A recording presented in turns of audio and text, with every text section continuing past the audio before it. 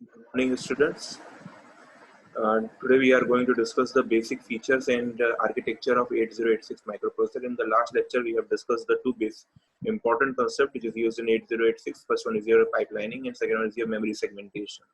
So in this, I already told you that without the knowledge of these two concepts, it's not possible to move forward in 8086. So today we are able enough to understand the 8086 microprocessor and its architecture. तो start करते हैं हम यहाँ पे 8086 microprocessor क्या basic features क्या क्या है। बेसिक फीचर्स जो 8086 माइक्रोप्रोसेसर के हैं वो मैं पॉइंट वाइज भी आपको यहाँ पे बता सकता था, लेकिन मैंने यहाँ पे एक बेहतर प्रेजेंटेशन इसलिए रखा है क्योंकि हम 8085 माइक्रोप्रोसेसर पढ़ चुके हैं। If you are going to perform the comparative analysis between the 8085 and 8086 microprocessor, it become easier to understand the basic features of 8086। तो स्टार्ट करते हैं। आपके सामने टेबल है जिसमें हम कंपैरिजन परफॉर्म कर रहे हैं 8085 एंड 8086 के बीच में। There are the various parameters written on the left hand side, and in the middle you have 8085 microprocessor. On the right hand side you have 8086 microprocessor. The first parameter is the size.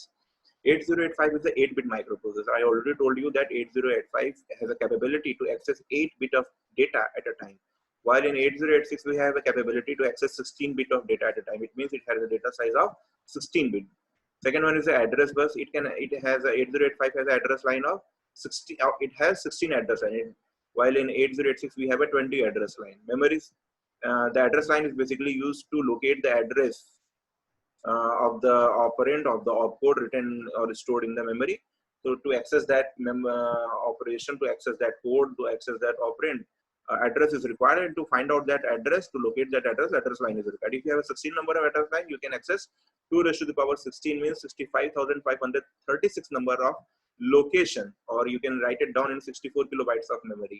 While in 8086 you have a 20 address line, so you can access up to 1 megabyte of memory. So there is a difference between the 8085 and 8086. बिल्कुल similar fashion में चल रहे हैं।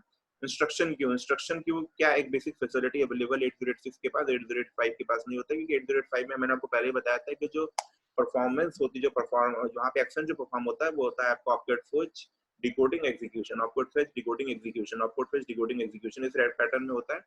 यहाँ पर क्या होता है आपको मैंने बताया था कि because of the concept of pipelining, यहाँ पर आपका फेचिंग और एग्जीक्यूशन साइमल्टेनियसली चलता है। फर्स्ट इंस्ट्रक्शन आपने फेच किया, जैसे आप एग्जीक्यूट करने लगते हैं सेकंड इंस्ट्रक्शन फिर फेचिंग होती है, फिर इस तरीके से फेचिंग और एग्जीक्यूशन साइमल्टेनियसली चल रहा होता है। तो यहाँ पर हमने उस कंसेप्ट को यूज करके एक क्यू बना रखा है 8086 में। 8086 के पास 6 बाइट का प्री फेच क्यू होता है। प्री फेच क्यू का मतलब आप एक बात समझ लीजिएगा कि हमें हर बार जब भी ऑपरेशन परफॉर्म करना होता है तो मेमोरी के पास जाते हैं। आप ये समझ लीजिए कि आपको हर बार आपको कुछ नोटबुक्स में लिखना है, कुछ भी लिखना है, तो आप हर बार क्या करते हैं अपने बैग में जाते हैं, बैग में से कॉपी निकालते हैं, बैग कहीं और दूर रखा है वहां तक जाएंगे, कॉपी निकालेंगे उसमें, फिर दूसरी कॉपी निकालेंगे उसमें लिखेंगे। It will take some time. आपने क्या किया, आपको जो भी चीजें चाहिए थी वो आपके बगल में आके रख दी, या फिर आपको कोई ऐसी चीजें थी जो मूवेबल थी, जो यू कैन हैंडल इट, आपने उसे अपने पॉकेट में रख लिया। अब क्या हुआ, वो पॉकेट में रख लिया, जब भी आपको चीजों की जरूरत है आपने पॉकेट से निकाल के उस पर काम करना स्टार्ट कर दिया। तो इसमें क्या होता था, आपका टाइम बच रहा था। इसीलिए 8086 के पास एक कैपेबिलिटी है बिकॉज ऑफ दैट पाइपलाइनिंग। ये क्या करता है, इसके पास प्री फेच क्यू होते हैं 6 बाइट। ये 6 बाइट का इंस्ट्रक्शन पहले से ही फेच करके अपने पास रखा होता है, क्योंकि जब 8086 एग्जीक्यूशन कर रहा होता है उस समय तो इनके पास डेटा साइज, एड्रेस बस और डेटा बस खाली पड़ी रहती है, वो फटाफट जाएंगे सारी के सारे 6 बाइट के इंस्ट्रक्शन उठा के अपने पास रख लेती हैं। 6 बाइट की क्यों रखते हैं, आगे हम चलेंगे, आगे वीडियोस में लिखा हुआ है। क्योंकि 6 बाइट बहुत सिंपल सी बात, 6 बाइट कैसे रखते हैं, क्योंकि मैक्सिमम साइज जो 8086 में प्रोग्राम का है वो 6 बाइट का ही होता है, सुपर का प्रोग्राम नहीं। ठीक है, तो हम पढ़ा हुआ ना हमने 8085 1 बाइट 2 बाइट 3 बाइट इंस्ट्रक्शन, और 8086 में 6 बाइट तक भी इंस्ट्रक्शंस जाते हैं, इसलिए उसकी मैक्सिमम साइज 6 बाइट होती है। आगे चलते हैं। तो इंस्ट्रक्शन क्यू अवेलेबल होती है, यहाँ पे लिखा है does not have an instruction queue, it has 6 byte instruction queue. Pipelining की बात करते हैं, डज नॉट सपोर्ट पाइपलाइनिंग। मैंने आपको पाइपलाइनिंग बहुत अच्छे से बताया था, आप सबको पता है। It does not support pipeline architecture, it support 2 stage of pipeline structure. 2 stage of pipeline structure का मतलब आपका फेचिंग हो रही है, एग्जीक्यूशन हो रहा है, फेचिंग हो रही है, एग्जीक्यूशन हो रहा है, फेचिंग हो रही है, एग्जीक्यूशन हो रहा है। ठीक है नहीं, 3 स्टेज की पाइपलाइनिंग क्या होगी, फेचिंग हो रहा है, डिकोडिंग हो रहा है, एग्जीक्यूशन हो रहा है, फेचिंग हो रही है, डिकोडिंग हो रहा है, एग्जीक्यूशन हो रहा है, साइमल्टेनियसली हो रहा है। ये 3 स्टेज के। 4th स्टेज क्या होगी, फेचिंग हो रहा है, डिकोडिंग हो रहा है, एग्जीक्यूशन हो रहा है, स्टोरेज हो रहा है। 4 स्टेज की पाइपलाइनिंग। इस तरीके से नंबर ऑफ स्टेजेस की पाइपलाइनिंग होती है। 8086 में we have 2 stage of pipelining. First one is your fetching, second one is your execution. Decoding उसी के बीच में आ जाता है, एग्जीक्यूशन के साथ में। ठीक है, मल्टी प्रोसेसर सपोर्ट एक और अच्छी चीज है 8086 में। 8085 is a single processor unit, यानी इसमें आपका जो कमांडिंग होता है वो एक ही प्रोसेसर होगा, वही सारा ऑपरेशन करता है। 8086 के पास दो मोड होते हैं काम करने के लिए। It has a minimum mode and maximum mode. Minimum mode में ये अपने आप में सिंगल 8085 प्रोसेसर की तरह काम करेगा, सिंगल एंटिटी की तरह काम करेगा, एक ही प्रोसेसर रहेगा। 8086 जब मैक्सिमम मोड में काम करता है तो मैक्सिमम मोड में वो और को प्रोसेसर को भी अपने साथ यूटिलाइज कर सकता है, इसको हम कहते हैं मैक्सिमम मोड। तो यहीं पे लिखा हुआ है it has a multi processing capability. 8085 के बारे में लिखा है does not have a multi processing support, it support multi processing, it has compatibility with a further processor like Intel 8038 उसके आने वाली जनरेशंस थी उनके साथ कंपैटिबल था 803, 86, 804, 86 and 20 and so on.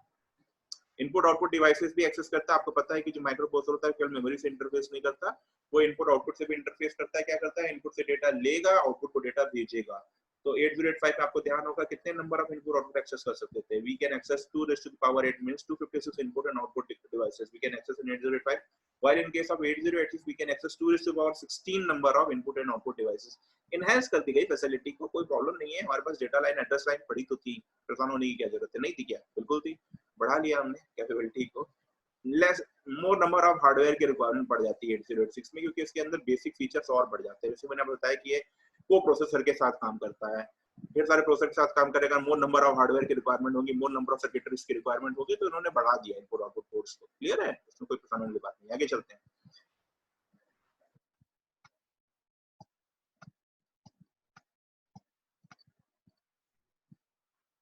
Next लिखा है अर्थमेटिक सपोर्ट। हाँ ठीक है, कोई बड़ी बात नहीं है। अभी हम इस चीज को बहुत फोकस नहीं करेंगे, यदि प्रोग्रामिंग हम चलेंगे देखेंगे तो उसमें समझ में आ जाएगा। लिखा हुआ है support integer and decimal arithmetic, it also support the ASCII arithmetic. क्या है, बहुत तो हम आर्किटेक्चर की बात कर रहे हैं। आगे मल्टीप्लिकेशन एंड डिवीजन। आपको ध्यान होगा 8085 में we don't have any kind of operation, we don't have any kind of opcode to perform the multiplication and division, while in 8086 we have it directly multiplication and division operation is available directly available। तो वहां पे multiplication division कैसे करते थे, हम rotate right करते थे, rotate left करते थे, ध्यान है कि नहीं ध्यान है, रोटेट राइट रोटेट लेफ्ट, इसका यूज से रोटेट लेफ्ट कैरी सबका यूज करके मल्टीप्लिकेशन डिवीजन करते थे, और या फिर एडिंग करते थे, सब्ट्रैक्शन करते थे, ये सब करते थे हम वहां पर मल्टीप्लिकेशन डिवीजन के लिए। यहाँ पर मल्टीप्लिकेशन डिवीजन के लिए डायरेक्टली इंस्ट्रक्शन अवेलेबल है 8086 में। देख रहे हैं बेसिक फीचर्स क्या चल रहे हैं। आगे चेक स्पीड। चेक स्पीड की बात करें, मैंने आपको बताया था 8085 माइक्रो प्रोसेसर जो है वो 6.02 6 मेगाहर्ट्ज अप्रॉक्सिमेटली 6 मेगाहर्ट्ज पे काम करता है। तो डिवाइड होकर वो 3 मेगाहर्ट्ज जाता है। कुछ अपग्रेडेड वर्जन भी थे 8085 के, आप बुक में देखेंगे तो मैंने बताया जिसमें 8085A है, 8085 सो ऑन, तो वो भी कुछ हायर स्पीड्स पे काम करते थे 3, 5 एंड 6 मेगाहर्ट्ज। इसी तरीके से 8086 की basic frequency of operation 5 megahertz है, उसके कुछ अपग्रेडेड वर्जन है जिसकी frequency of operation 8 megahertz and 10 megahertz. तो it has a higher clock speed. Clock speed high होने से क्या हो गई, मैंने कल बताया था आपको क्या हो जाता है, लास्ट लेक्चर में बताया था, स्पीड हाई करने से क्या हो जा रही है, प्रोसेसिंग फास्ट हो जा रही है। दो तरीके थे, डेटा साइज बढ़ा लीजिए, 8086 का डेटा साइज ज्यादा है। दूसरा तरीका क्या था, स्पीड बढ़ा लीजिए, कैसे, फ्रीक्वेंसी ऑफ ऑपरेशन बढ़ा लीजिए। तीसरा चीज क्या था, पाइपलाइनिंग। सारी चीजें 8086 में 8085 के कंपैरिजन में 8086 बेहतर प्रोसेसर हो रहा है 8085 के कंपैरिजन में। क्लियर, आगे चलते हैं। External hardware, it require less external hardware, it require more external hardware. मैंने आपको बताया था इनपुट आउटपुट कैपेबिलिटी हमने बढ़ा रखी है, क्यों, क्योंकि को प्रोसेसर यूनिट के साथ काम करना है, एक्सटर्नल इंटरनल हार्डवेयर ज्यादा ही अटैच होंगे, इसलिए यहाँ पर ज्यादा हार्डवेयर की रिक्वायरमेंट पड़ सकती है, यहाँ उसकी फैसिलिटी ज्यादा अवेलेबल है। इसको ऐसे भी समझ सकते हैं इस सेंटेंस को। ऑपरेटिंग मोड मैंने बताया था कि कोई सिंगल ऑपरेटिंग मोड होता है 8085 में, वो अपने आप में काम करता है। इसके पास दो ऑपरेटिंग मोड है 8086 में, minimum mode and maximum mode. Minimum mode में सिंगल प्रोसेसर की तरह, मैक्सिमम मोड में और भी को प्रोसेसर को एक साथ वो यूज कर सकता है। एड्रेसिंग मोड, एड्रेसिंग मोड 8085 में मैंने आपको बताया था कि 8085 में था 5 एड्रेसिंग मोड। कौन कौन से थे आपके पास addressing mode, immediate addressing mode and register addressing mode, direct, indirect and implicit addressing mode. 5 addressing mode थे। 8086 के सारे के सारे एड्रेसिंग मोड सपोर्ट करता है, इसके साथ में कुछ एडिशनल एड्रेसिंग मोड भी सपोर्ट करता है। जब हम लेक्चर कवर करेंगे एड्रेसिंग मोड पे तो क्लियर हो जाएंगे। तो समझ में आ रहा है, हर बार 8086 8085 पे भारी पड़ रहा है। आगे देखते हैं। कॉस्ट लो है, लो होगी, जाहिर सी बात है, इसमें इतनी ज्यादा नौटंकी कर रख, इतना ज्यादा आपने चीजों को ऐड कर रखा है तो महंगा तो होना ही है थोड़ा बहुत। तो its cost is high. Multiplex भी is a very few multiplex में फ्यू इसलिए कहती है कि 80 नॉट टू 8070 यूज करते थे। एड्रेस और डेटा लाइन लोअर एड्रेस और डेटा लाइन को ऐड करके मल्टीप्लेक्स करते थे, 80 नॉट टू 87 होता था। यहाँ भी मल्टीप्लेक्सिंग होती है, यहाँ पे मल्टीप्लेक्सिंग थोड़ी ज्यादा होती है। ज्यादा क्यों होगी, जाहिर सी बात है यार, एड्रेस और डेटा लाइन बढ़ा रखी है तुमने, उनके लिए अलग अलग से पिन प्रोवाइड करोगे। नहीं भाई, 8086 भी 40 पिन का डुअल इन पैकेज ही है। 8085 भी 40 पिन का था, 8086 भी 40 पिन का है। यहाँ पे एड्रेस और डेटा लाइन बढ़ा रखी है तो क्या मतलब इनकी मल्टीप्लेक्सिंग नहीं बढ़ेगी? बढ़ेगी, ये तो बहुत ऑब्वियस सी बात है ना। वहाँ आरटी करते थे, यहाँ बढ़ेगा बढ़ेगा। देखेंगे कितना बढ़ेगा पिन डायग्राम में। मेमोरी सेगमेंटेशन का कंसेप्ट मैंने बताया था 8085 में नहीं होता है। जितनी मेमोरी पड़ी है जाओ उसी में काम करो, कुछ नहीं हो रहा है। 8086 की मेमोरी बढ़ गई है, 1 मेगाबाइट्स हो गई। 1 मेगाबाइट की मेमोरी में उन्होंने मेमोरी सेगमेंटेशन कर रखा है। कौन कौन से सेगमेंट थे? Code segment, data segment, stack segment, extra segment, 4 segment बना रखे थे। हर एक सेगमेंट के लिए अलग अलग ऑपरेशन था। आपका कोड सेगमेंट में ऑपरेंड्स, कोड सेगमेंट में आपके इंस्ट्रक्शंस पड़े होते थे, कोड पड़े होते थे, ऑप कोड पड़े होते थे। डेटा सेगमेंट में डेटा है आपका, and stack is a structural format of the data, structure के फॉर्म में पड़े हुए। एंड एक्स्ट्रा सेगमेंट, अगर इन सबों में चीजें भर गई हैं तो एक्स्ट्रा में पड़ी हुई है, एक्स्ट्रा से उठा लो। क्लियर? इंटरप्ट मैंने बताया था आपको क्या होता है, बहुत अच्छे से, बहुत इंपॉर्टेंट है। 8086 के इंटरप्ट से तो बहुत ज्यादा इंपॉर्टेंट 8085 है। 8085 का इंटरप्ट तो मैं अभी कह रहा हूँ कि 100% एग्जाम में आएगा। आप लिख लो, याद कर लो अच्छे से, 8085 का इंटरप्ट 100% आपके एग्जाम में आएगा ही आएगा। 8086 में भी इंटरप्ट होते हैं। 8085 के इंटरप्ट फटाफट मुझे बताओ कौन कौन से थे, ध्यान ही नहीं होगा मैं बताता हूँ कौन कौन से थे। सॉफ्टवेयर इंटरप्ट थे 8, RST 0 to RST 7, 5 hardware interrupt थे। कौन कौन से थे? Trap, RST 7.5, 6.5, 5.5, INTR। Priority wise मैंने बताया है, ट्रैप की सबसे ज्यादा 7.5, 6.5, 5.5 INTR।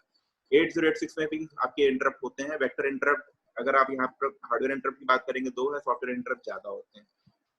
अभी मैं सारी चीजें नहीं बताऊंगा, पहुंचूंगा इंटरप्ट में तो बताऊंगा। अभी हम क्या कर रहे हैं, बेसिक फीचर डिस्कस कर रहे हैं। आगे चलते हैं हम इनके बेसिक आर्किटेक्चर पर।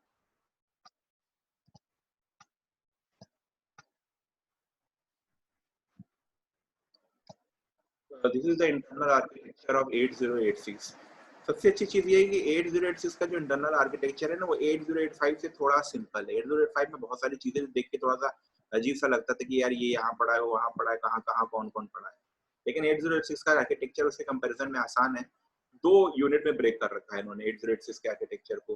फर्स्ट यूनिट को कहते हैं बस इंटरफेस यूनिट या बस इंटरफेसिंग यूनिट, और सेकंड को कहते हैं एग्जीक्यूशन यूनिट। यहाँ पे दिख रहा होगा डॉटेड लाइन से उन्होंने बना रखा है, पूरे पूरे यूनिट को कवर कर रखा है।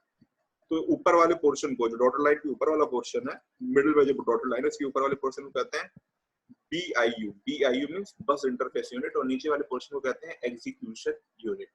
तो नाम से क्लियर है, नॉमेनक्लेचर से क्लियर है। बस इंटरफेस यूनिट का मतलब ये क्या कर रहा है? बस इंटरफेस यूनिट क्या कर रहा होगा? नॉमेनक्लेचर क्या रहता है? इसके पास भाई एड्रेस बस पड़ा है, इसके पास डेटा बस पड़ा है, ये चुपचाप डेटा जाके मेमोरी से उठाता है, उठा के अपने पास रख लेता है, फिर ये कुछ करता उरता नहीं है, डेटा अपने पास लाके रखता जाएगा। ठीक है ना? जैसे कोई डिपार्टमेंट होता है, तो डिपार्टमेंट में क्या होता है कि स्टोर डिपार्टमेंट होता है। तो स्टोर डिपार्टमेंट का इंचार्ज क्या करेगा? उसे ये नहीं पता वो सामान का क्या करना है, वो केवल क्या कर रहा है, सामान को लाके स्टोर कर रहा है। वो सारी की सारी चीजों को लाके अपने पास स्टोर कर रहा है। कौन बताएगा उस डिपार्टमेंट में? उस डिपार्टमेंट का जो मैनेजर होगा, जो चीफ होगा, वो आके बताएगा कि यार ये सामान को ऐसे यूटिलाइज करना है, ये सामान की मुझे रिक्वायरमेंट है, ले आओ सामान तुम्हारे पास है कि नहीं।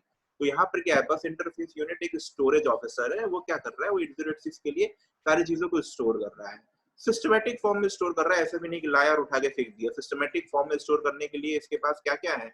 इसके पास देखिए सेगमेंट है, ES, code segment, extra segment, code segment, stack segment, data segment, instruction pointer.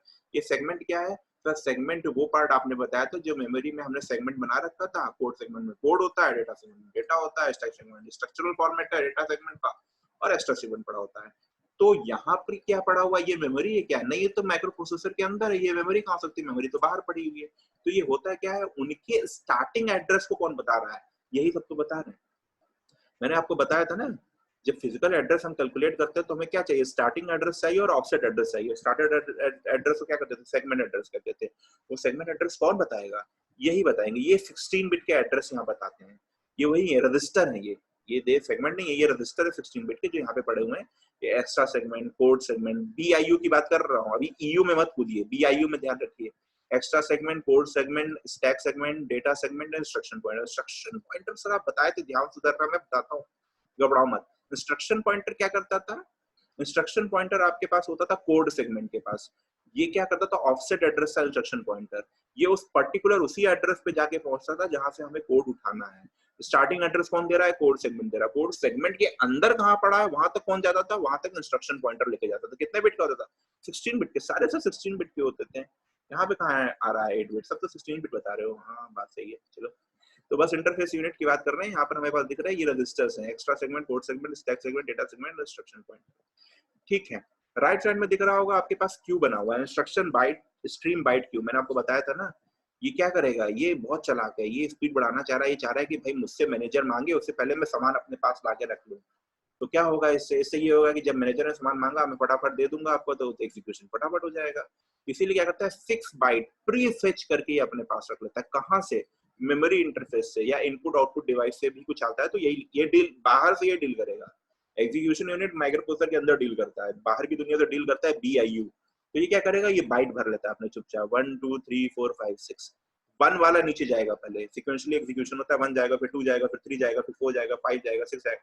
जैसे जैसे ये खाली होते जाते हैं वैसे वैसे ये पर पीछे से भरता जाएगा, BIU से फिल करता जाएगा। ठीक है, आगे चलते हैं। तो यहाँ पर आपको दिख रहा है कनेक्शन लाइन है, सिस्टम बसेस हैं, कनेक्टेड है, एड्रेस बसेस है, डेटा बसेस है, सब BIU के अंदर है, आपस में कनेक्टेड है। यहाँ पर आपको बीच में दिख रहा होगा कि extra segment, code segment, stack segment, data segment, IP एक ब्लॉक के अंदर है, उसके ऊपर एक समेशन का साइन बना हुआ है। समेशन का साइन यहाँ पे क्या काम कर रहा है, ये जो यूनिट है ये फिजिकल एड्रेस कैलकुलेट कर रही है। मैंने आपको बताया था फिजिकल एड्रेस क्या है, 20 बिट का फिजिकल एड्रेस होता है, लेकिन 20 बिट के फिजिकल एड्रेस बाइट कंपेटेबल नहीं है।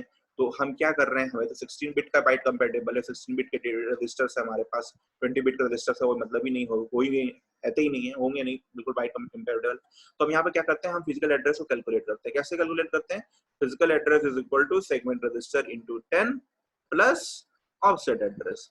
क्लियर है कि नहीं क्लियर है? तो इस तरीके से हम कैलकुलेट करते हैं। तो यहाँ पे कैलकुलेशन करने के लिए वो समेशन का साइन दिया हुआ है। तो समेशन में क्या हो रहा है, वो आपके सेगमेंट रजिस्टर और ऑफसेट एड्रेस को उठा रहा है, इन दोनों को उठाने के बाद दोनों को बीच ऑपरेशन परफॉर्म कर रहा है और फिजिकल एड्रेस कैलकुलेट कर रहा है।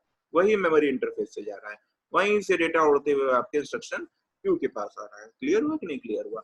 नीचे चलते हैं, नीचे क्या दिख रहा है आपको, एग्जीक्यूशन यूनिट दिख रहा है। एग्जीक्यूशन यूनिट का नाम क्या है सर? एग्जीक्यूशन यूनिट का नाम क्लियर है, ऐसे 8085 में एग्जीक्यूशन यूनिट होती थी, इंस्ट्रक्शन को डिकोड करना, फिर एग्जीक्यूशन, नीचे सर्किट होती थी, कंट्रोल सिग्नल सर्किट में बताता था कि आपका कौन कौन से सिग्नल जनरेट होंगे, स्टेटस सिग्नल होते थे, कंट्रोल सिग्नल होते थे, टाइमर क्लॉक होती थी, BCC होता था, ग्राउंड होता था, अर्थमेटिकल लॉजिकल यूनिट्स होती थी। ये सारी तरीके की चीजें जो होती थी ना, वो नीचे वाला ब्लॉक कर रहा है जो 805 में होती थी। वहां पे तो कंबाइन है, यहाँ पे इन्होंने बांट रखा है। क्यों बांट रखा है, ये तो मैंने तुमको बताया नहीं, ये क्यों बांट रखा है इन्होंने, क्योंकि मैंने आपको बताया था कि 8065 में कितने तरीके की पाइपलाइन, कितने स्टेज की पाइपलाइनिंग होती है, 2 स्टेज की पाइपलाइनिंग। एक क्या कर रहा है, एक आपका एग्जीक्यूट कर रहा है, उसी समय दूसरा वाला क्या कर रहा है, फेच कर रहा है। टाइम सेविंग चल रही है, पाइपलाइनिंग कंसेप्ट ध्यान है कि नहीं ध्यान है? इसी पाइपलाइनिंग को ध्यान रखना, स्ट्रक्चर को 2 पार्ट में ब्रेक कर रखा है, एक एग्जीक्यूट कर रहा है, एक फेच कर रहा है, साइमल्टेनियसली चलने लगा, एग्जीक्यूशन फेचिंग, एग्जीक्यूशन फेचिंग। तो ये क्या हो रहा है, साथ में चीजें हो रही हैं। तो अब एग्जीक्यूशन एक कंप्लीट हुआ, फिर दूसरा एग्जीक्यूशन, फिर तीसरा एग्जीक्यूशन, फिर चौथा। उसे फेचिंग करने जाना नहीं, फेचिंग वाला डेटा तो उसने स्टोर करके रख तो दिया, क्यों मैं क्यों जाएगा बार बार, नहीं जाना उसे बाहर। एग्जीक्यूशन वो BIU देखता रहेगा, वो फेचिंग BIU देख रहा है, एग्जीक्यूशन को बार बार फेचिंग नहीं करना है। एग्जीक्यूशन क्या कर रहा है, क्यू से डेटा उठा के एग्जीक्यूट करते जा रहा है, करते जा रहा है। Stage two stage of pipelining use होती है, इसीलिए यहाँ पे 2 यूनिट डिफाइन की गई, बस interface unit and execution unit. Clear? हाँ, तो मैं एग्जीक्यूशन यूनिट की बात कर रहा था। एग्जीक्यूशन यूनिट में आपको दिख रहा है बहुत बहुत परेशान होने वाली, बहुत सिंपल सिंपल चीजें पड़ी हैं। कंट्रोल सिस्टम क्या करेगा, जैसे कंट्रोल सर्किटरी होती थी, ढेर सारे कंट्रोल सिग्नल सबको भेजता था, जितनी यूनिट्स पड़ी होती हैं प्रोसेसर के अंदर, सारी की सारी यूनिट्स को कंट्रोल सिग्नल भेजता है, रीड करना है, राइट करना है, इनपुट से रीड करना है, मेमोरी से रीड करना है, स्टेटस सिग्नल कब होने चाहिए, ये सारे काम कौन देख रहा है, कंट्रोल सिस्टम की हेडेक है। नीचे क्या लगा हुआ है, अर्थमेटिकल लॉजिक यूनिट, जितने भी तरीके के arithmetical and logical operation perform होते हैं सब कौन करता है, अर्थमेटिकल यूनिट्स करती हैं। आपको मैंने पहले ही बताया था, addition, subtraction, multiplication, division and और XOR, rotate left, rotate right, जो भी है, जितने नंबर ऑफ ऑपरेशन है arithmetical logical units, arithmetical logical operation perform करना है। नीचे आपके पास रजिस्टर्स पड़े हुए, तो रजिस्टर्स आप देख रहे हैं यहाँ पर, हमारे पास जो 806 होता है उसके पास 16 बिट के भी रजिस्टर्स होते हैं, 8 बिट के भी रजिस्टर्स होते हैं। जैसे यहाँ पे देख रहे हैं AL, AH, BL, BH, CL, CH, DL, DH। अगर आप कंबाइन दोनों को यूज करते हैं तो इसको AX, BX, CX और DX भी करते हैं। अगर आपको 8 बिट का ऑपरेशन परफॉर्म करना है आप 806 के साथ कर सकते हैं, अगर आपको 16 बिट का ऑपरेशन परफॉर्म करना है तो भी 806 के साथ कर सकते हैं, आपको 32 बिट का परफॉर्म करना है तो भी कर सकते हैं। बताएंगे यहाँ पे नहीं, इंस्ट्रक्शन में आगे समझेंगे किस तरीके से करते हैं, अभी तो बस ये समझ लीजिए। अगर 8 बिट का इंस्ट्रक्शन परफॉर्म करना है तो हम यहाँ पे AL यूज कर लीजिए, BL यूज कर लीजिए, CL यूज कर लीजिए, DL यूज कर लीजिए, या फिर AH, BH, CH और DH। इस तरीके से 8 बिट का इंस्ट्रक्शन परफॉर्म करने के लिए हमारे पास 8 रजिस्टर अवेलेबल है। अगर हमें 16 बिट का ऑपरेशन परफॉर्म करना है तो जनरल पर्पस रजिस्टर है AX, BX, CX and DS। यहाँ पे देखिए लिखा हुआ है AL क्या हुआ, लोअर बाइट कंसिडर कर रहा है, इसलिए L रिप्रेजेंट किया, 0 to 7। हायर बाइट के लिए 8 to 15, H means higher. Clear है? तो 8 बिट का भी ऑपरेशन परफॉर्म करता है, 16 बिट का भी ऑपरेशन परफॉर्म करता है, 8 बिट से दोनों। 8085 तो बेचारा 8 बिट का करेगा, 8 बिट का आर्किटेक्चर था उसका, ये 16 बिट का है, इसके पास ये फ्लेक्सिबल भी है, ये 8 भी कर रहा है, 16 बिट से नहीं कर रहा है कि 8 को छोड़ दिया, नहीं, 8 भी कर रहा है, 16 भी कर रहा है, इट बिकम मोर फ्लेक्सिबल। आगे चलते हैं, नीचे क्या लिखा हुआ है, FPVP SIDI। क्या था FPVP SIDI? बताओ, ध्यान आ रहा है? Segmentation, offset address, SP stand for stack pointer, BB for base pointer, SI for source index, DI for destination index। ये क्या थे? ये सारे के सारे ऑफसेट एड्रेस थे, ध्यान है कि नहीं? SP और BB किसके लिए था? स्टैक सेगमेंट के लिए था। SI किसके लिए था? ऊपर लिखा हुआ है, डेटा सेगमेंट के लिए था। DI किसके लिए था? एक्स्ट्रा सेगमेंट के लिए था। ध्यान है कि नहीं? सेगमेंटेशन वाला ध्यान रखिए। तो ये सारे के सारे यहाँ पे रजिस्टर पड़े हुए हैं, SP, BB, SI के ऑफसेट एड्रेस प्रोवाइड करते हैं। और ये सारे के सारे क्या है? स्पेशल पर्पस रजिस्टर है। इसको जनरल पर्पस के तरीके से भी यूज करते हैं, स्पेशल ऑपरेशन में बताऊंगा किस तरीके से। फिलहाल हमारे पास जनरल पर्पस के लिए रजिस्टर अवेलेबल है, AX, BX, CX and DX। इसी से हम सारे ऑपरेशन परफॉर्म करते हैं। जैसे वहां पर एक्यूमुलेटर होता था 8 बिट का, वैसे यहाँ पर एक्यूमुलेटर होता है 16 बिट का, जिसे हम लोअर AL और AH की तरह अलग अलग यूज कर सकते हैं और 16 बिट की तरह भी यूज कर सकते हैं। एक्यूमुलेटर कितना इंपॉर्टेंट है 8085 में आपको पता था, उतना ही इंपॉर्टेंट 8086 में भी है। क्लियर है कि नहीं क्लियर है? आगे चलते नीचे लिखा है ऑपरेंड्स और फ्लैग। ऑपरेंड्स कुछ नहीं है, ऑपरेंड क्या है आपके? टेम्पररी रजिस्टर्स है। टेम्पररी रजिस्टर्स आपको ध्यान होगा वहां पे कौन कौन से थे 8085 में? टेम्पररी रजिस्टर W और X क्या यूज करते थे? ये इंटरनल ऑपरेशन के लिए यूज होते हैं, ये हमारे पास अवेलेबल नहीं होते हैं। जैसे हमें एक्सचेंज ऑपरेशन परफॉर्म करना है या और कोई ऑपरेशन परफॉर्म करना है, इसमें हम क्या करते थे? हम टेम्पररी रजिस्टर पे यूज करते थे। वैसे ही 8086 में भी हमारे पास टेम्पररी रजिस्टर ऑपरेंड होता है, इसको हम ऑपरेंड कहते हैं। ये इंटरनल ऑपरेशन के लिए हमारे पास डायरेक्टली अवेलेबल नहीं होते, ये प्रोसेसर के होते हैं। फ्लैग आपको पता है, मैंने बताया था, वहां पे भी फ्लैग थे, यहाँ पे भी फ्लैग है। कितने फ्लैग थे वहां पे सर? 5 फ्लैग थे। 8 होते थे, 3 पे तो क्रॉस मार देते थे आप, कहते थे ये अनडिफाइंड है, ये काम का नहीं है। 5 फ्लैग आपने बता रखे थे। यहाँ पे भी फ्लैग होते हैं, लेकिन यहाँ पे 5 नहीं होते, यहाँ पे 9 फ्लैग होते हैं। 16 बिट का रजिस्टर है, जिसमें से आपके 9 फ्लैग ही एक्टिव होते हैं, मतलब 9 ही पोजीशन एक्टिव होती हैं। बाकी 6 पोजीशन आपकी, सॉरी 9, 6, 7 पोजीशंस एक्टिव नहीं होती हैं। 9 फ्लैग एक्टिव होते हैं। ये 5 जो 5 फ्लैग 8085 में थे वो सारे इसके पास होते हैं। वो 0 flag, parity flag, auxiliary carry flag, sign flag, वो सारे पांचों फ्लैग इसके पास होते हैं। उसके अलावा एडिशनल कुछ interrupt enable flag, trap flag, destination मैं बताऊंगा। सारे फ्लैग के जब हम डिस्कस करने चलेंगे, अभी सारी चीजें हम एक साथ नहीं पढ़ सकते, जब फ्लैग डिस्कस करेंगे तो मैं बताऊंगा। तो ये सारे फ्लैग रजिस्टर। फ्लैग का काम क्या होता था? फ्लैग का काम होता था कि जो भी रिजल्ट आपका आ रहा है उस रिजल्ट के स्टेटस को रिप्रेजेंट करना, साथ में कुछ कंट्रोल ऑपरेशन भी परफॉर्म करते थे। वो सारा काम 8086 में होता है with the help of that flag register. चीजें समझ में नहीं बिल्कुल दिख रहा है, बहुत बड़ी चीज नहीं, बहुत आसान सा है। आपके सामने ये सारी की सारी चीजें लिखी हुई हैं। ऊपर बेस इंटरफेस यूनिट है, नीचे एग्जीक्यूशन यूनिट है। बस इंटरफेस यूनिट, बस इंटरफेस यूनिट एड्रेस और डेटा बस को लेके मेमोरी से इंटरफेस करता है, ऐसे इंटरफेस डेटा को अंदर लेके आता है। नीचे एग्जीक्यूशन यूनिट में डेटा क्यू के थ्रू जाता है, वो कंट्रोल सिस्टम में जाएगा, वहां कंट्रोल सर्किटरी जनरेट होगी। वो कंट्रोल सर्किटरी बताएगी कि जो इंस्ट्रक्शन ऊपर से आ रहा है उसके साथ करना क्या है, वो क्या करेगा। डिकोडिंग, ये भाई ऊपर फेचिंग हो रही है, कंट्रोल सिस्टम डिकोडिंग कर रहा है, नीचे एग्जीक्यूशन हो रहा है। कंट्रोल सिस्टम का काम क्या है? डिकोड करना। करना क्या है? वहां पे क्या था 8085 इंस्ट्रक्शन डिकोडर्स थे, यहाँ पर इंस्ट्रक्शन डिकोडर कौन है? ये कंट्रोल सिस्टम है आपका, ये डिकोडिंग करना है। ये बताएंगे क्या क्या करना है, फिर सारे इंस्ट्रक्शन को, कंट्रोल सिग्नल को ये फेंक देते, थ्रू कर देते हैं, पूरे के पूरे थ्रो कर देते हैं पूरे के पूरे सिस्टम में। तो सबको पता चल जाएगा किसको किसको क्या क्या करना। क्लियर है कि नहीं क्लियर?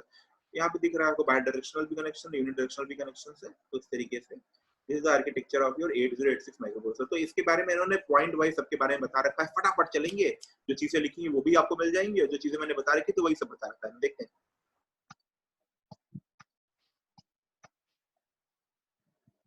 क्या कर रखा है। के फिगर की बात करें, 8086 divided into units, bus interfacing unit and execution unit. These two units are completely independent of each other and they share the work of CPU, such as work division, speed up the processing and reduce the processing time. Clear? This is called as pipeline. वही same चीज बता रहे हैं यहाँ पे, बहुत अच्छे तरीके से उन्होंने लिख रखा है।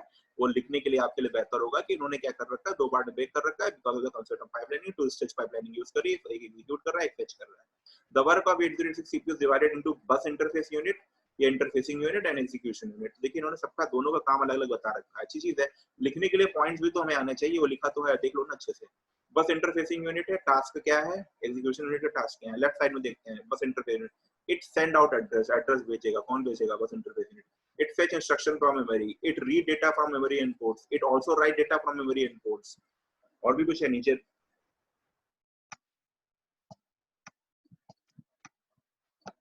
पढ़ लो, पूरा कंप्लीट नहीं हुआ था। BIO take care of all the address and data transfer on the bus. सब कुछ जो बस के साथ खिलवाड़ हो रहा है सब BIO करने वाला है।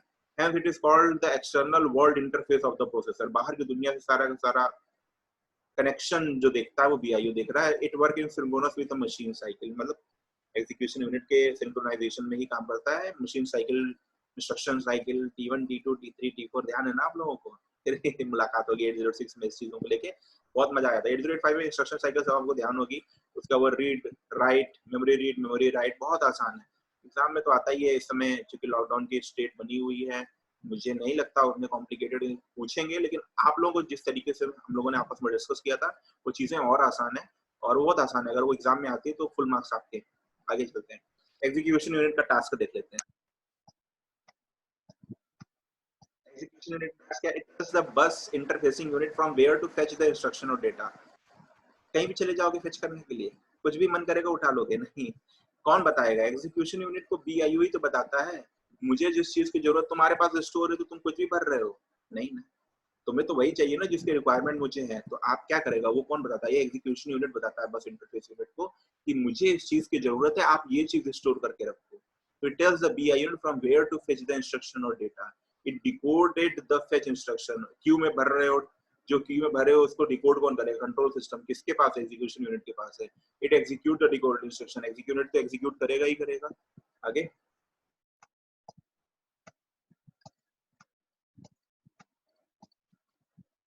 you take care of performing operation and arithmetical logical unit किसके पास थी? Execution unit. सारे तरीके ऑपरेशन कौन परफॉर्म करने वाला? Execution unit. वही लिखा हुआ है, you take care of performing operation on the data. EU is called as the execution heart of the processor. सारे के सारे एग्जीक्यूशन कौन कर रहा है? एग्जीक्यूशन यूनिट कर रहा है. नहीं चलेगा प्रोसेसर बंद हो जाएगा. It work in synchronous with the T state, machine के साइकिल T स्टेट. ठीक है, कंफ्यूज मत हो, चलते हैं.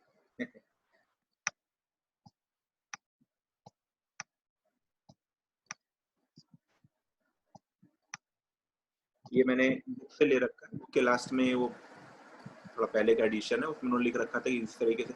अभी ये कितनी बार आया एग्जाम में, इसका कोई लिमिट नहीं है. 10 बार 15 बार एग्जाम में आ चुका है. इन्होंने लिख रखा है इन EPT 2004 टू 2005. 2004-2005 बहुत पहले की बात है. ये लगातार आ रहा है, मतलब ये कंटिन्यूअस आ ही रहा है, ये चल ही रहा है, ये चलता ही जा रहा है. तो इसको राइट साइड में मत देखना, लेटेस्ट बुक उठा के देखोगे ये राइट साइड वाला पोर्शन पूरा भरा होगा. 4 5 6 7 8 11 12 13 14 चल ही रहा है. ठीक है, तो फिलहाल the bus interfacing unit. The bus interface unit perform all the activity related to bus. Specifically, BIU has the following 5 function. कौन कौन से? वही ऊपर जो बताए गए उन्हीं को शॉर्ट फॉर्म में लिखा है. फेचिंग करना, रीड एंड राइट करना, इनपुट आउटपुट से रीड एंड राइट करना, एड्रेस को जनरेट करना. फिजिकल एड्रेस कौन जनरेट कर रहा था? एग्जीक्यूशन यूनिट नहीं जनरेट कर रहा था. कौन जनरेट कर रहा था? BIU जनरेट कर रहा था. किसकी हेल्प से? Port segment, data segment, stack segment और एक्सेस सेगमेंट जो रजिस्टर्स है उनकी हेल्प से, और इंस्ट्रक्शन पॉइंटर की हेल्प से. फिजिकल एड्रेस जनरेट करने के लिए सेगमेंट एड्रेस और ऑफसेट एड्रेस चाहिए. मैंने बता रखा है आपको. कौन कर रहा है ये जनरेशन फिजिकल एड्रेस का? BIU. इंस्ट्रक्शन क्यू में कौन डाल रहा है? क्यूइंग ऑपरेशन कौन परफॉर्म कर रहा है? BIU. बेसिकली ये 5 फंक्शन परफॉर्म कर रहा है.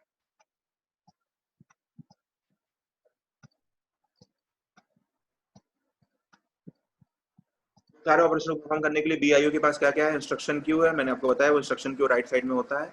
इंपॉर्टेंट है, कभी-कभी एग्जाम में सेपरेटली भी पूछ जाता है कि define the instruction queue available in BIU. Segment register मैंने आपको बता दिया था अलग से. सेगमेंटेशन क्या होता है, बहुत जरूरी है, एग्जाम में पूछता है. Define segmentation of 808 define in queuing operation in 808.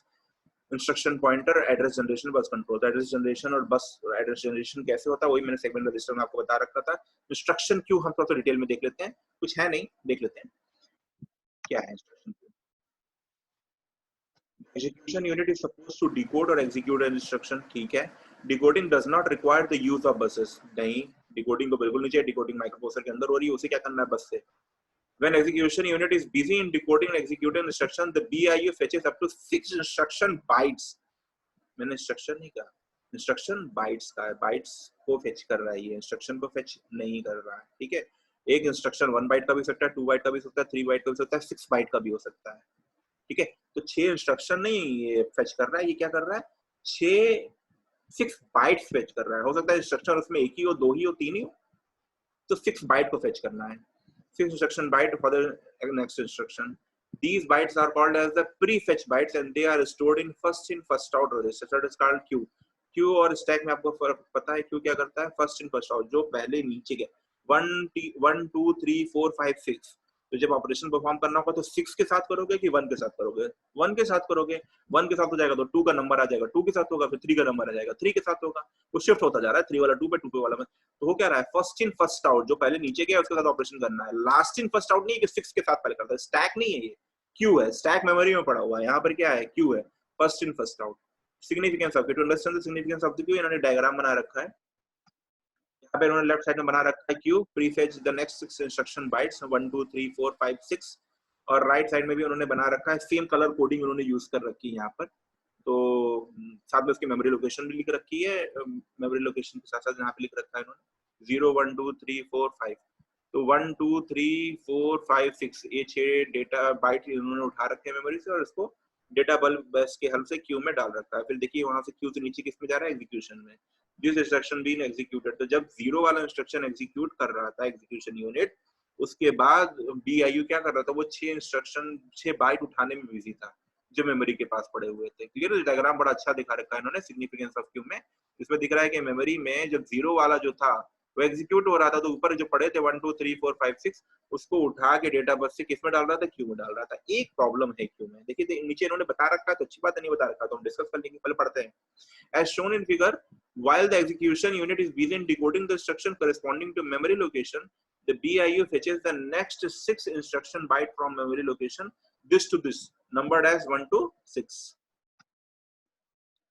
These instruction bytes are stored in 6 byte queue as the first in first out basis. When execution completes the execution of the existing instruction and become ready for the next instruction, it simply read the instruction byte in the sequence. मैंने कहा था sequence को read करेगा 1 2 3 4 5 from the queue.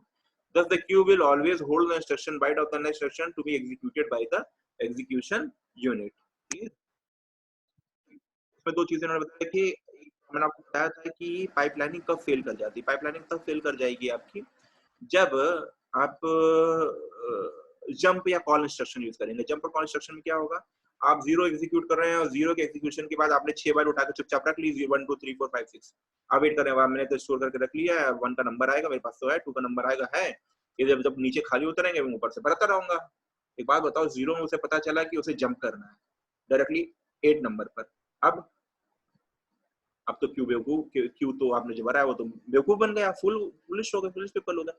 क्या करेगा, जैसे ही jump instruction या call instruction execution में आता है, सारे के सारे जो डेटा क्यू में पड़े होते हैं वो फ्लैश आउट हो जाते हैं, सारे के सारे इरेज हो जाते हैं, क्योंकि अब उसे पता है कि वो जंप करके दूसरी जगह जाएगा, जैसे दूसरी जगह जाएगा अब वहां से डेटा उसे फटाफट फटाफट फेच करना है।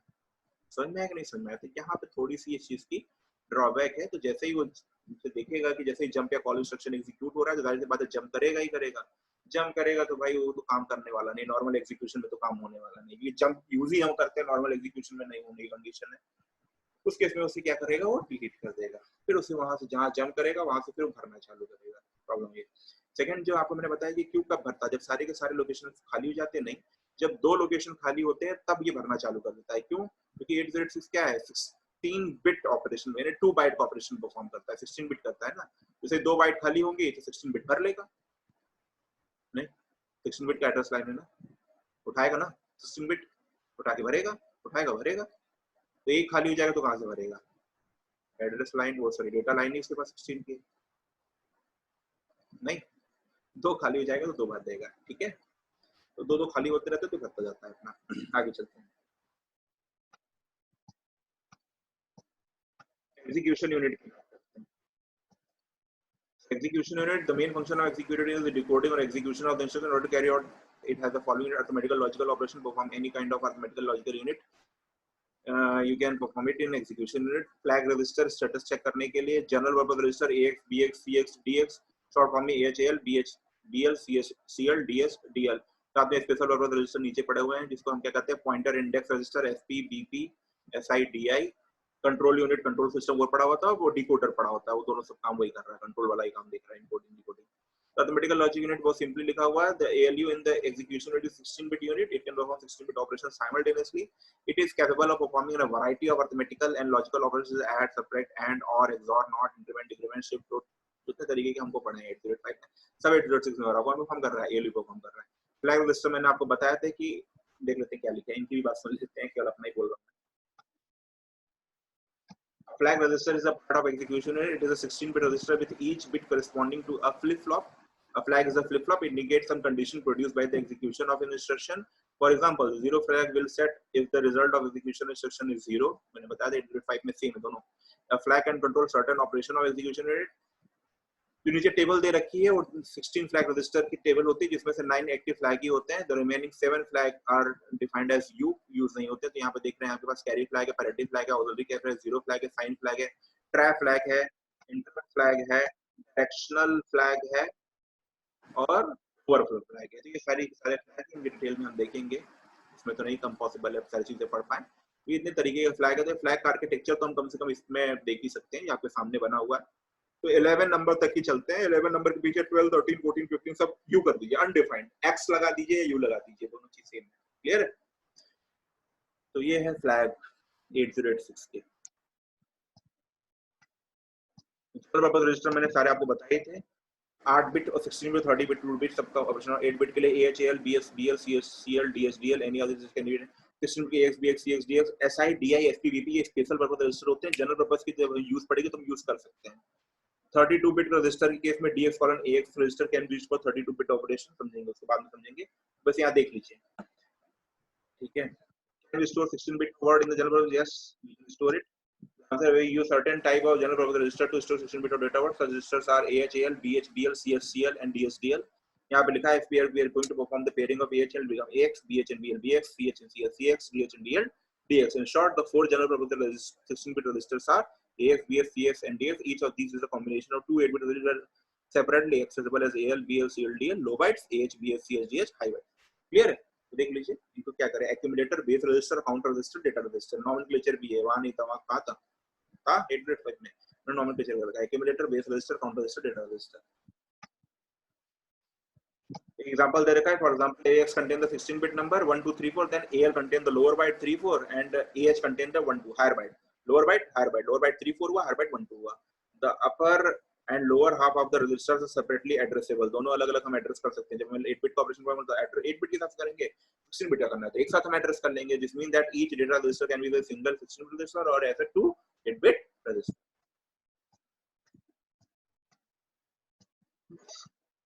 नहीं है.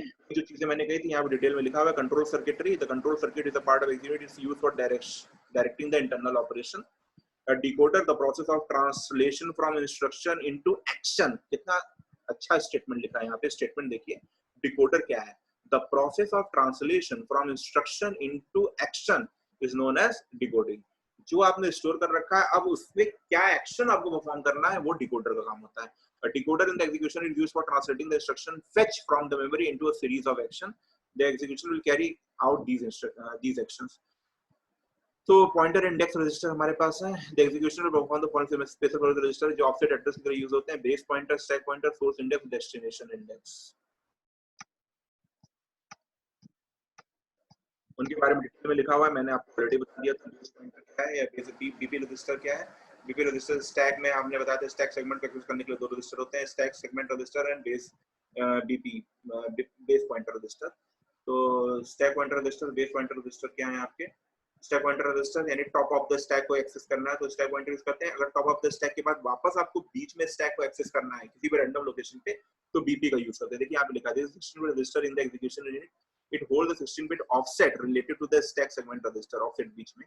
But BP has a specific use. BP is used whenever we pass a parameter by a way of stack. ठीक है ना. कुछ भी पास करना है बीच से कोई गलती से चला गया उसको चेक करने के लिए हम बीपी का यूज करते हैं. BP register can also be used in offset register in the addressing mode called base addressing mode. Addressing mode में चलेंगे समझेंगे. Stack pointer register, these are also 16 bit register in the execution unit. It holds the 16 bit order related to the stack segment. SP is used for sequential access of stack segment. बताया ना top of the stack की बात कर रहे हैं. Sequentially manner में चल रहा है तो हम SP के काम करते हैं. It always point to the top of the stack. It mainly used during instruction push, pop, call, return सब ध्यान 8085 में. स्टैक ध्यान रखिएगा. 8085 में हमने सब काम किया था. सब आपको ध्यान रखना है अच्छे से. ठीक है. नहीं ध्यान है रिवाइज कर लीजिए. सबका सब मैंने पढ़ाया तो कॉपी कर लीजिए. Push, pop, call, return. ठीक है. Source index register. Source index हम कब यूज करते थे हम डेटा सेगमेंट का यूज करते थे. This register is used for holding the offset of data word in the data segment. Physical address कैसे कैलकुलेट कर रखा है इन्होंने बताया था. वही सेम तरीका जो मैंने बताया था उसी तरीके कर रखा है. डेस्टिनेशन इंडेक्स रजिस्टर कहते हैं जब हम एक्स्ट्रा सेगमेंट का काम करते हैं तो वहां पे ऑफसेट एड्रेस की तरह काम करता है डेस्टिनेशन रजिस्टर. क्लियर है. ये सब मेमोरी सेगमेंटेशन मैंने बता रखा है. यहाँ पे सारी चीजें, आर्किटेक्चर यहाँ पे कंप्लीट होता है आपका 806 का विद बेसिक फीचर्स। ये सारी चीजें कंप्लीट होने के बाद फिर हम मुलाकात होगी 806 में, आगे हम चीजों को देखेंगे, फ्लैग रजिस्टर्स क्या होते हैं और सारी चीजें क्या है 806 के अंदर। ये मान के चलिएगा कि आर्किटेक्चर 806 का मोस्ट इंपॉर्टेंट टॉपिक है। 806 में जो सबसे पहले क्वेश्चन उठेगा वो इसके आर्किटेक्चर पे उठेगा कि डिफाइन द आर्किटेक्चर ऑफ 806। उसके अंदर पाइपलाइनिंग क्या होती है, मोस्ट इंपॉर्टेंट, सेगमेंटेशन क्या होता है, मोस्ट इंपॉर्टेंट। ये 3 या 4 क्वेश्चन ऐसे हैं 806 के जो मैंने 2-3 में डिस्कस किए हैं। मतलब मान लीजिए कि 806 का क्वेश्चन आएगा तो इन तीनों में से एक क्वेश्चन 110% रहेगा ही रहेगा। इसलिए तीनों चीजों को बहुत अच्छे से समझ लीजिए। आर्किटेक्चर के सारे कंटेंट भी आपके पास आ जाएंगे, मैंने इस वीडियो में पढ़े हुए हैं। Thank you for today, keep studying.